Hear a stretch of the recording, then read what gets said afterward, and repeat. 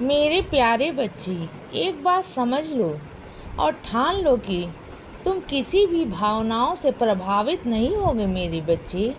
ऐसा करना तुम्हें कठिन लग सकता है, पर यह करना संभव है। दूसरों के हाथों की कठपुतली मत बनो मेरे बच्चे। लोग तो यही चाहते हैं कि मैं जो बोलूं वही तुम करो। अगर मैं तुमसे गुस्सा करूं तो तुम सुनो, अगर मैं तुमसे कहूं कि ये काम करो तो तुम वो करो।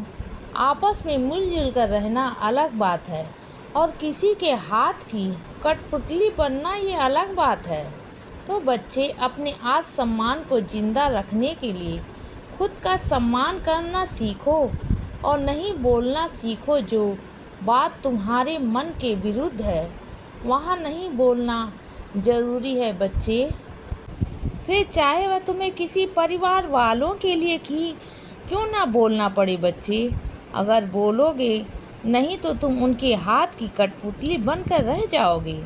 और अगर कोई तुम्हारा उपहास करे तो उन्हें नज़रअंदाज करो और माफ़ कर दो।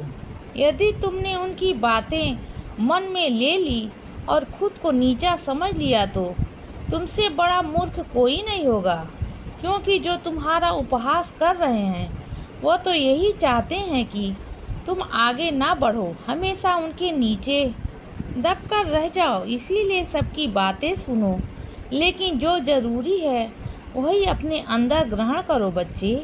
और जो बातें तुम्हारे मन के विरुद्ध हैं उन्हें नज़रअंदाज करो। तुम मेरे बहुत काबिल बच्चे हो और मुझे तुम पर हमेशा नाज है बच्चे।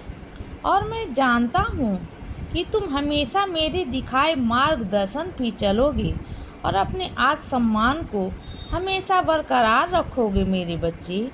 तुम नहीं जानते कि तुम कितने सामर्थ्यशाली हो। तुम जहाँ भी जाते हो वहाँ लोगों का मन शांत और खुश हो जाता है बच्चे। तुम जो भी बोलते हो वो सभी ध्यान से सुनते हैं। तुम्हारे होने के एहसास से ही तुम्हारे आसपास के लोगों के मन में मेरे प्रति भी विश्वास बढ़ जाता है और वो सोचते हैं कि बाबा इसके जीवन में लीलाएं करते हैं तो मेरे साथ भी अवश्य करेंगे मेरे बच्चे। तुम्हें इस बात का एहसास हो रहा है कि सब कुछ धीरे धीरे बदल रहा है तुम्हारे जीवन में और तुम खुद भी अंदर से बदल रहे हो बच्चे। और ये बदलाव ज़रूरी है। और चाहे तुम्हें ये लगे कि इस बदलाव के दौरान सब कुछ खत्म हो रहा है, लेकिन असल में ऐसा नहीं है बच्चे। तुम्हारा जीवन और तुम सब मुझसे जुड़े रह रहे हो।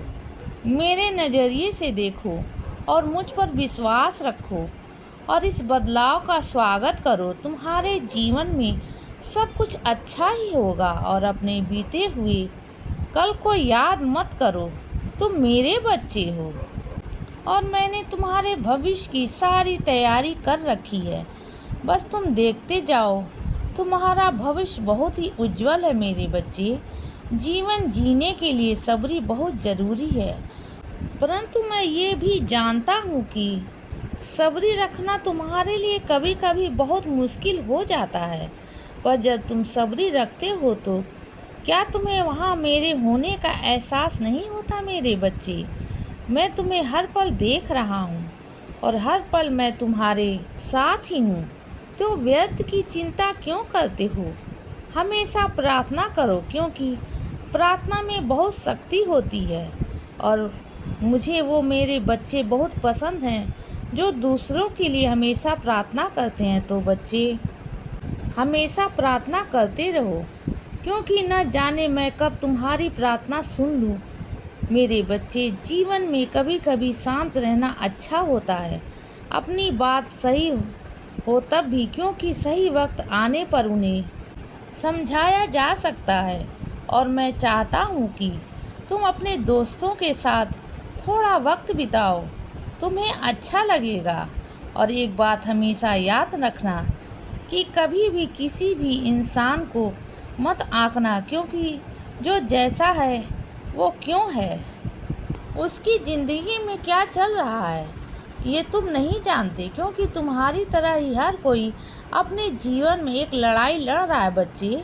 इसीलिए सबके साथ प्यार से रहो मेरे बच्चे। तुम्हारे अनकहे शब्दों से ही मुझे तुम्हारी मन स्थिति का पता चल जाता है। इसीलिए मेरी एक बात हमेशा ध्यान में रखो कि तुम्हारे जीवन में जो कुछ भी होता है उसमें मेरी मर्जी होती है। इसीलिए अगर तुम मेरी मर्जी का शुक्राना करोगे तो मैं तुम्हारे जीवन की नैया को पार लगाऊंगा और तुम्हारे सारे कष्टों को एक एक करके दूर कर दूंगा। इसीलिए अपने भविष्य की चिंता मत करो बच्चे, क्योंकि मैंने तुम्हारा उज्जवल भविष्य लिख दिया है। मेरे बच्चे, अमृत बेला में उठकर नाम जप करने से तुम्हारे सारे कष्ट दूर हो जाएंगे और तुम्हारी सारी प्रार्थनाएं स्वीकार होगी। इसीलिए अगर तुम अपने कष्टों को दूर करना चाहते हो तो आज से ही अमृत बेला में नाम जप करना शुरू कर दो। तो सदा खुश रहो और हमेशा मुस्कुराते रहो बच्चे। मेरा आशीर्वाद हमेशा तुम्हारे साथ है। अब रात हो गई है मेरे बच्चे, अब सो जाओ। शुभ रात्रि।